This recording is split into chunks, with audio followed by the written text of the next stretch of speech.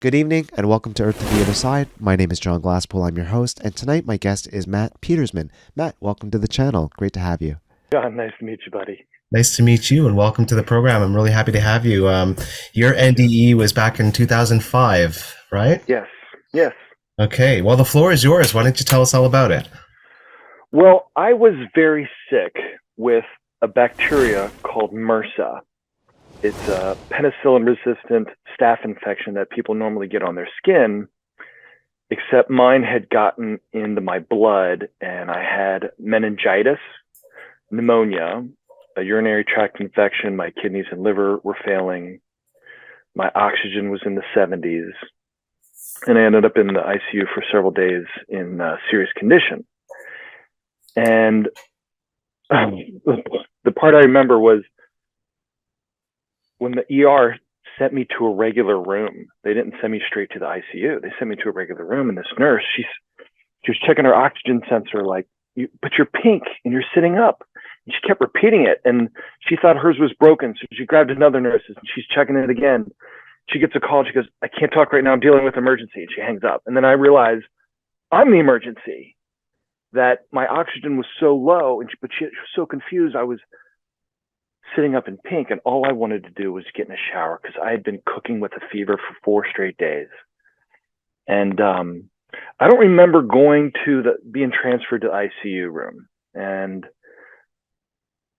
what I do remember is flying through what I thought was Central Park in New York City in the fall. And I was going very fast, 100 miles an hour, and I could see every single leaf on every single tree like it was through a microscope. I could see all the veins and the cells and just the movement, the dynamic, the reds, the orange, the yellows, the purples, colors. It was as though the color was alive. It was glowing. It was translucent and luminescent. I mean, the layers of it was three-dimensional. It was alive. There's no other way to describe it. It's very hard to describe the indescribable. And as I'm flying around there again, I see every single leaf, though, on every single tree this way. Just hypersensitive vision. And then I ended up what I call the concrete jungles of New York City, where, again, I'm flying very fast, but I could not see any streets or any sidewalks. They were covered with gray, faceless people or souls, millions of them, right? You couldn't see the sidewalks and streets.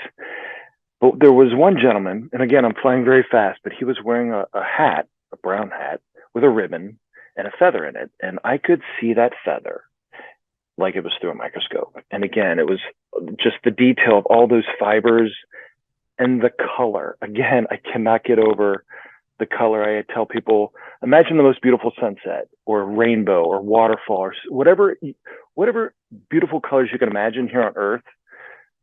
What I saw was infinitely times more beautiful than that. That's the way I describe this color that was alive. And the color was alive in that feather.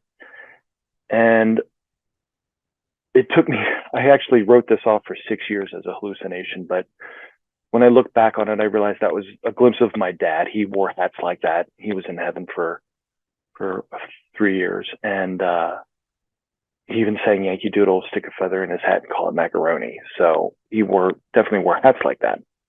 And it was the only faceless soul there that had any color to it whatsoever, right? But then I floated up into this bath or cloud of color. I tell people like a drone flying through fireworks all around you, just alive, warm, luminescent, glowing light color. Again, this color that's alive. And that's when it just became so much more intense. You know, before it was just the leaves and the feather, but now I'm, swimming in it. I'm bathing or whatever in the clouds of this color that was alive. And I remember changing the color. One time it was purple and blue, and those don't contrast well. So I said, well, what about purple and yellow? Those are contrasting colors. The next thing you know, all this color is purple and yellow, but beautiful. I mean, a million times better than any purple yellows you've ever seen. I managed to open my eyes in the ICU room and see my wife sitting in a chair looking at the floor. And the room is very gray, dark, colorless, the exact opposite of what I was experiencing. And I wanted to tell her everything I was seeing and experiencing, and I could not speak. I'll just raise my arm. No, I couldn't raise my arm. I'll raise my finger. I couldn't raise my finger. I couldn't move and I couldn't speak. And she wouldn't look at me. She's just looking at the floor.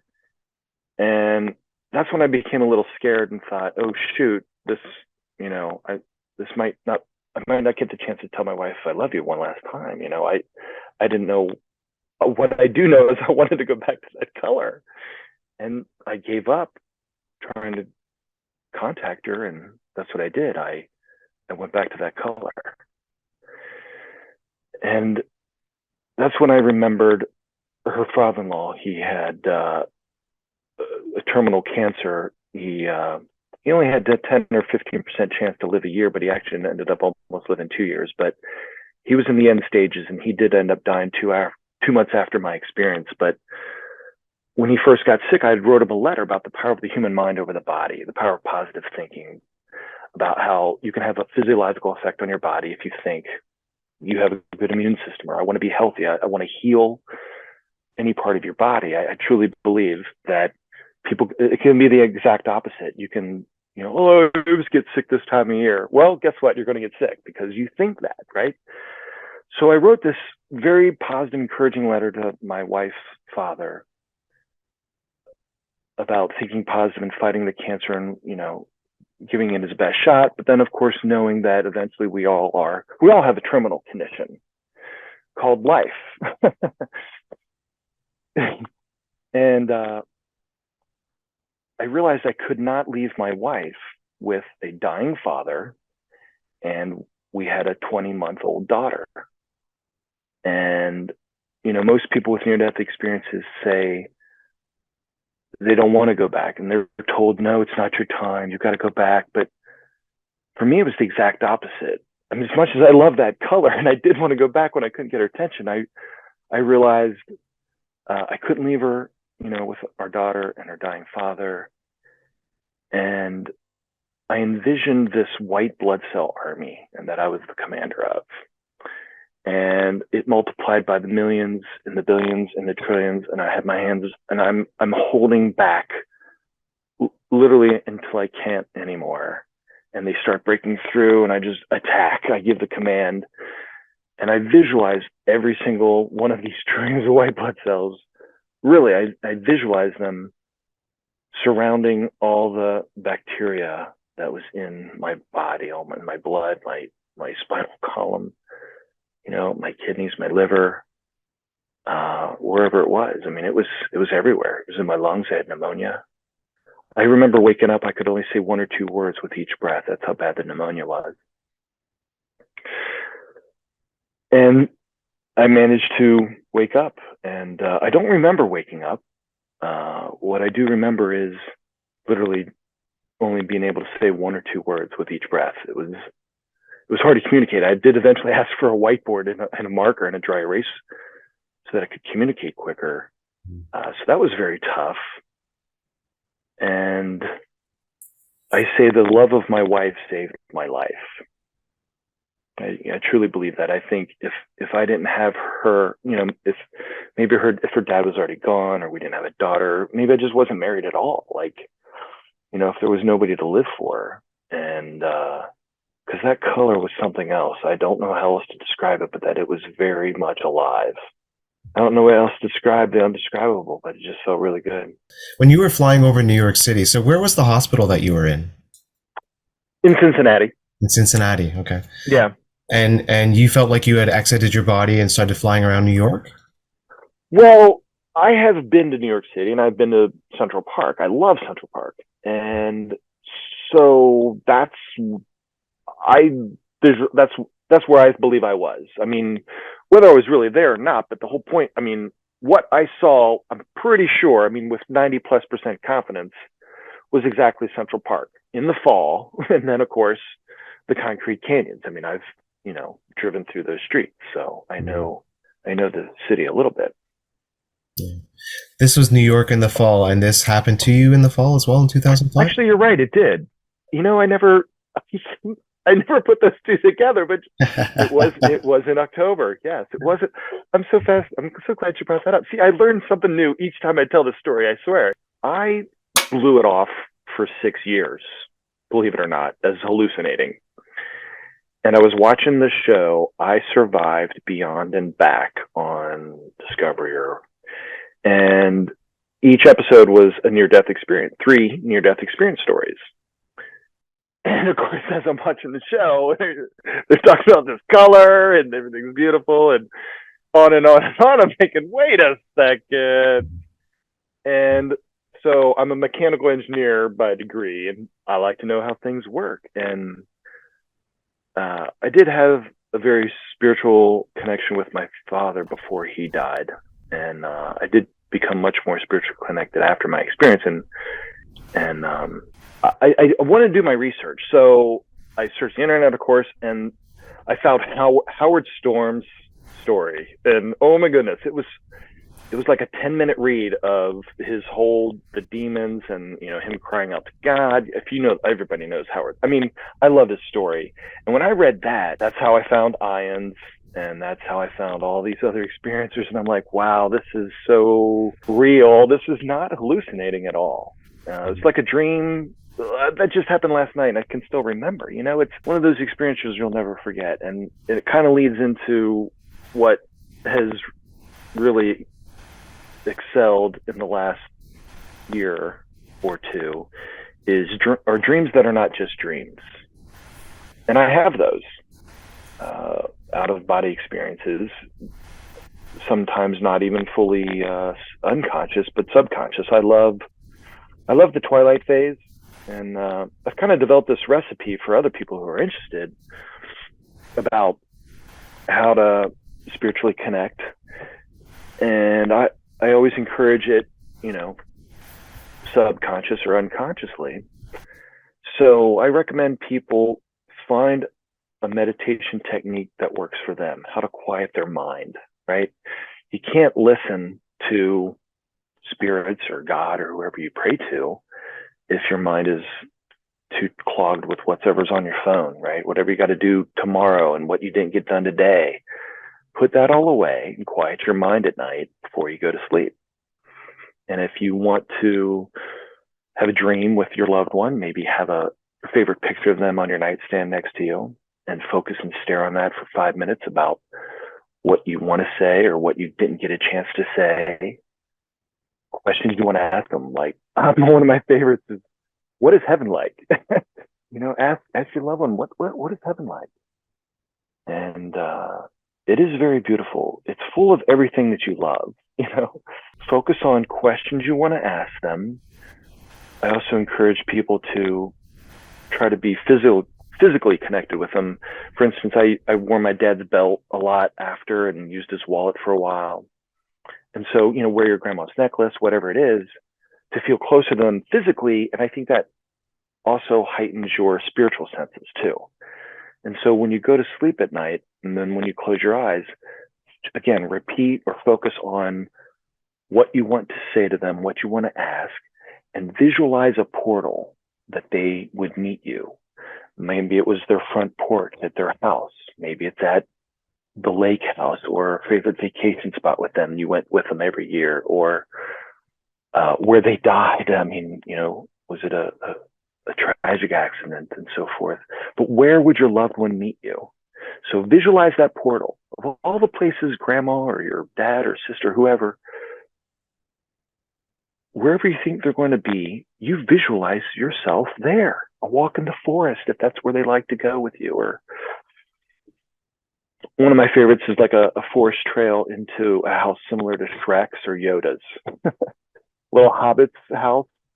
And the bright white light is always shining through the windows and through the opening of the door, the frame of the door with the white light. You see it in movies. And as you get closer, the bright light gets brighter. And then, of course, as you open the door, just white light surrounds you. And then, boom, that's one of my portals. going underwater in the beach, the mountains. I mean, there's, you know, so I tell people, quiet your mind, focus on what you want to say or ask, visualize the portal, and then listen to what they say and write it down if you have to. But I mean, I've helped friends and people in grief have these dreams with their loved ones, and I'd love to encourage that more. I think it would help a lot of people in their grief. But that's just one way. And like I mentioned with the twilight phase, right before you go to sleep, and then when you wake up is another time. When I wake up, I like to not open my eyes right away. I like to stay in that subconscious phase. And of course, if you know anything about lucid dreaming, you can control your dreams. And I have, and I love it. I'll take a dream and remove the parts I'm not liking about the dream and add in more of the parts that I am liking about the dream. And then I go back to sleep, and now I'm, living my best dream, right? So what you experienced with the flight after you had the infection in your blood, and that didn't feel like a dream to you, right? That was definitely different. Oh, no, that was hyper real. Yeah, definitely hyper real. Yeah. Hypersensitive. And I noticed that too afterwards, just seeing the grass greener and the sky bluer. The leaves in the fall are more beautiful to me. Believe it or not, the colors purple and yellow kind of became my favorite colors. I picked up a bunch of purple and yellow seashells on vacation and made this beautiful heart made of seashells for my family for Christmas one year. I love hearts, and I like incorporating multiple things in my gifts or artwork for my family every year for Christmas of some kind. Nice. What was your perspective on all this before your near-death experience, in terms of like what you perceived as, or whether or not you actually even believed in an afterlife? Like, right. What was that for you before this all happened? Well, I tell people, I generally start off, I'm a recovering Catholic, is what I say. So I'm a Christian, but I think I'm also part Buddhist, There's different religions that have good pieces, and I don't think anybody has it correct. And I think as soon as you define God, you limit him, and God's limited, unlimited. He's infinite. And I just use pronouns and the word God as my Christian upbringing, but whatever. I personally, my favorite term is infinite unconditional love. And before, I believed more on paper, and there is actually an experience I had with my father before my experience. When he was dying, I asked him for a sign from heaven that he'd be there, and it's a bit of a story, but he showed me multiple signs right away, and as the weeks and months and even years. So I've used my dad's guidance, especially doing remodeling projects or fixing things. He was a person that knew how to fix anything, and I've inherited that from him. And I still sometimes close my eyes in the middle of a struggle or middle of a challenge and ask him for help. And ideas pop in my mind that aren't mine. So whose are they? I just attribute it to my dad. And so I became very spiritually connected with him before my near-death experience. But then once I had my near-death experience, I did the same thing with my father-in-law 2 months later when he died. I said, "Hey, Ron, will you give us a sign that you're there?" And so he did it for myself and my wife through our daughter, Maddie. Remember, she was 20 months old. And the morning after he died, she woke up at 6, which she never really did. She crawls in our bed, which she never did. We don't say a word.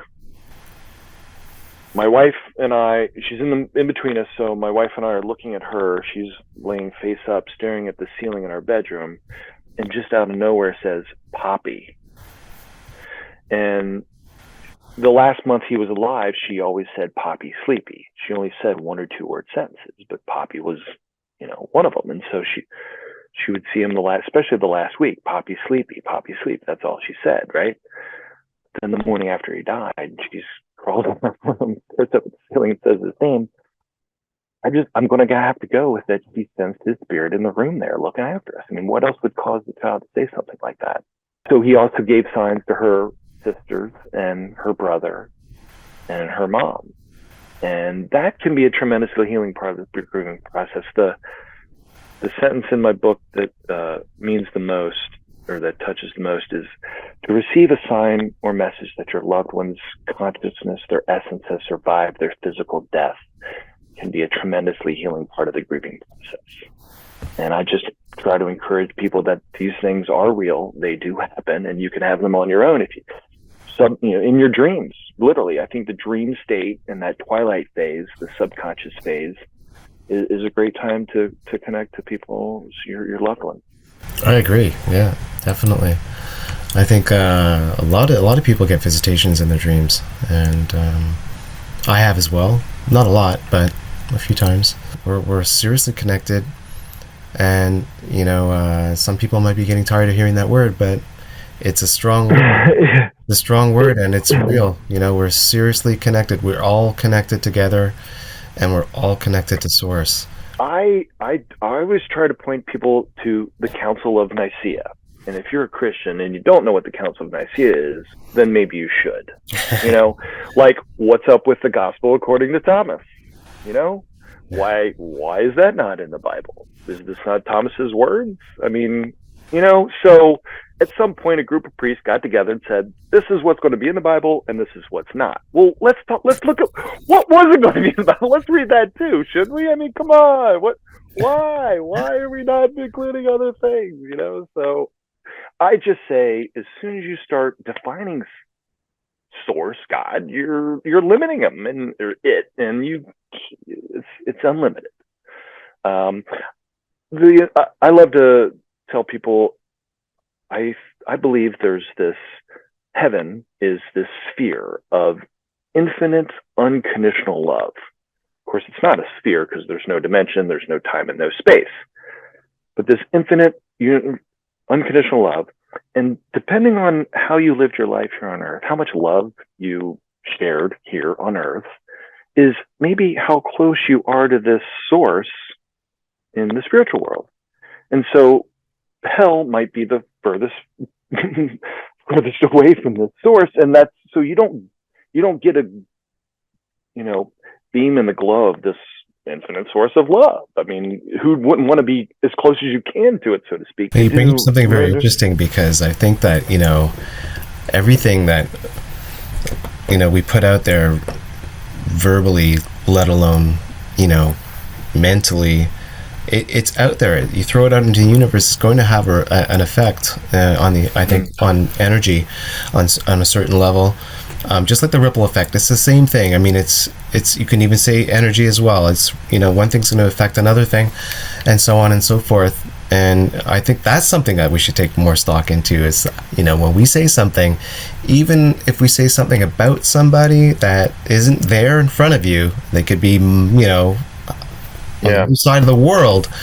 It's still going out there, and it's still being recorded, and it's still having a lasting effect. And I think I'm not saying like, okay, let's put negative or positive on this. It's just part of the evolve and our evolvement. The universe is just gathering information, picking it up from everywhere it can get it. That's the whole purpose, right? We're all learning. I think the entire universes are constantly evolving and learning as well. Yeah, there could be an infinite number of universes too, or dimensions. I think there is, whatever. Yeah. Most definitely. Well, I'm a big fan of string theory. That once you break down all the subatomic particles, everything is just a vibrating strand of energy. Mm-hmm. I'm a firm believer that we don't know what the heck we're talking about when it comes to quantum mechanics or subatomic particles, or what truly makes up matter. One question I've always loved to ponder is the universe finite or is it infinite? It actually can be finite if it wraps upon itself, meaning there's a limited number of atoms in here. But I like the infinite part, really. That's like saying there's a boundary to the universe. Well, what's on the other side of the boundary? It's fun to think about. Yeah, exactly. did you ever like talk about this experience with others after it happened? I'm so glad you brought this up. Well, like I said, I'd found ions, and I went to the Columbus meeting. Nancy Clark, she'd had the second longest running group, I think, since 1980s or so. I mean, even maybe seven. I mean, she'd been running her group for a long time, and I met her and was just fascinated that, oh my gosh, look at all these other people just like me, kind of thing, right? We've all been to this country that nobody else has been to, and so we can all understand each other. Well, she hooked me up with Clark Eccles and a couple others, and we founded the Cincinnati chapter of IONS. And we had monthly meetings every month, and we actually had Howard Storm come talk twice because he's a local. He's actually here in Cincinnati, which was so fascinating. When I found his story, I'm like, oh my gosh, here's a devout atheist, has an experience, and now he's a Christian minister right here in Cincinnati. So yeah, he's friends with one of our members, and he was so kind to come a couple times for us. And one time we had a little booth when Eben Alexander came in for a weekend. He gave three speeches. We got to visit and hand out our postcards about our group for people, and we've gained some members there too. The crappy part is we've been on this 3-year hiatus with COVID. We haven't had any monthly meetings. I did become a certified moderator and facilitator for the IONS sharing groups online. I highly recommend any experiencers to visit the IONS site and to go to I think they even have free sharing groups for experiencers, who just need a place to talk, because we believe you. I've unfortunately had, friends distance themselves from me for what, not my experience so much, but with my dreams. They think I'm communing with the devil or something, so good luck to them. Honestly, meditation is it's a freer. It's something that will completely free you from everything and bring you closer to everything and more connected, feeling better about yourself. You have a better understanding of your position in the universe and the universe itself. I mean, there's all kinds of questions that can be answered in meditation. It's incredible. It's like one of the best things anybody can do. I don't know why we don't do this in elementary school, Yeah. Well, I thank you for sharing your experience with us. It's been a real pleasure, Matt. Thank you so much. Yeah. I'm glad we finally connected. Yeah, John. A little while, but no, I'm definitely going to. I want to learn this breathing technique you got going on. The breathing technique. Okay, yeah, sure. Let me tell you, it's fairly simple. You might have heard about it before. It's really nothing that special, but what it can do for you is quite special. So what I do is, and this is like nothing I made up. Obviously, this is something that's been around for who knows how long, but it's just simple in through the nose and out through the mouth. But the way I do it is I do a very like I'll count 1,000, not anymore, but when I first started, 1,000, 2, 1,000, 3, 1,000, 4, 1,000, not quite that fast. After I take my first inhale, so I'll go through my nose and hold it for 4 seconds, and then exhale really, really slowly through your mouth. Yeah. Even on 10 seconds if you can stretch it that far, but as you can. And then just once that's done, at first you're gonna probably have to take a couple normal breaths in between, before you get used to it, if you're not used to it. But eventually you could just do it consecutively, one after the other.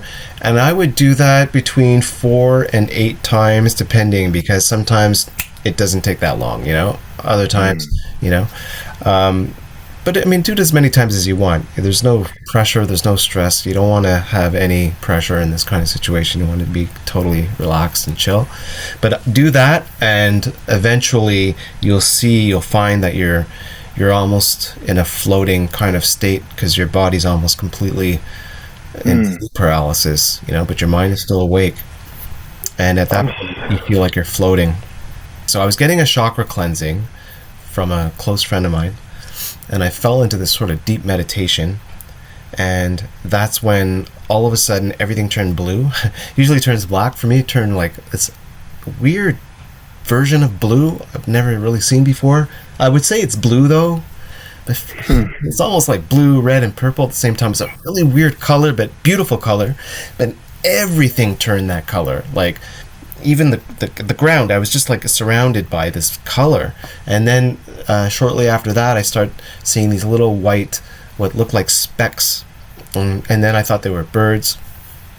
And then they just got bigger and bigger and bigger the proximity as they got closer, and then it became really, really bright. It wasn't just white anymore. It was like a white light, and it was like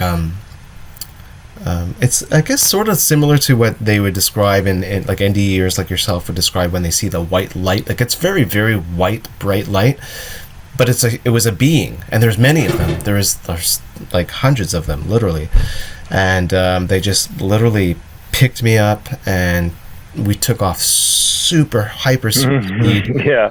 Like, I can't even explain the I've been so there. fast. That's true. I've floated around the galaxies before. You know, exactly. Yeah. So exactly, you know exactly what I mean. So, and then they just took me on this really beautiful and enlightening journey. One of my favorite techniques is sensory deprivation meditation. And the first time I did was the sacred acoustics was in my waterproof headphones, and I'm floating in a pool with pool noodles under my neck and my ankles. And I was doing exactly what you said, into the mouth. And so the last sensation, I lost all sensation. You know, I'm floating like an astronaut sleeping in space.